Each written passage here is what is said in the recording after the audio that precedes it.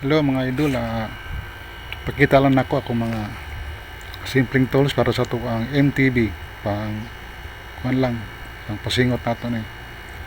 Okay, mo na akong mga tools mountain bike. Simple lang to, basic lang to.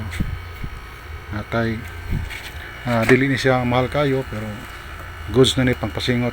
Alloy, then alloy nakatosik yan, no? Tosik yan, ay laro ni sa Manila. Okay. Hydraulic brakes, goods na yan. Puro na naka hydraulic tanan, okay. Alloy na yan tanan, goods na goods. So muna ako mga tools na to.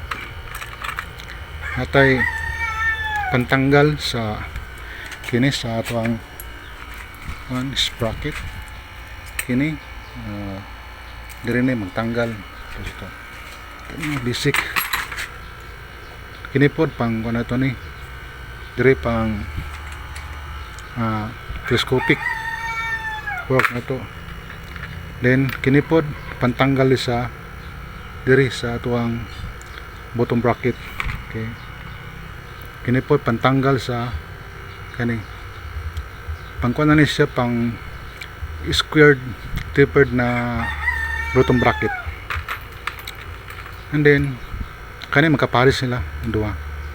Okay, kapares ni para matanggal ni tao di mo ni tao po mo ni. Then kini para na sa tong cogs ito dito, cogs or sprocket sa kinaraan pa cogs. Kini special tools, wala sa baligya sa ako rin nakimo ani para ma-dismantle nimo tong cogs or sprocket. Kini then natay cutter sa chin cutter simple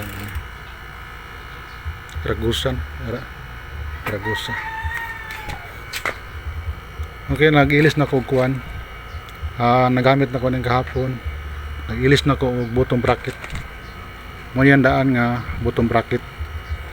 Mo niyang kini bottom bracket niya brand ni sa okay, Sagmit, branded yan Sagmit. Siyempre natin mga box wala parang mataod ni ito ang chrome chin. And then kini siya para sa ano mag-bleed taog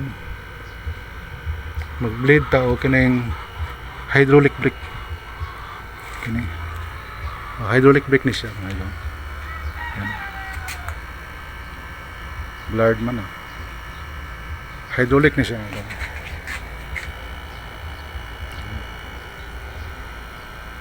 Tanggalon ni siya, then ipuli itong kani, ipuli siya diri. So mag-bleed taog mineral oil, X-Spark yan. Blurred naman yung klaro. Oops, auto focus.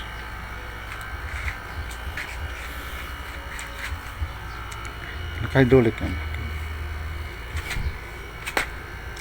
So ito mga idol, okay.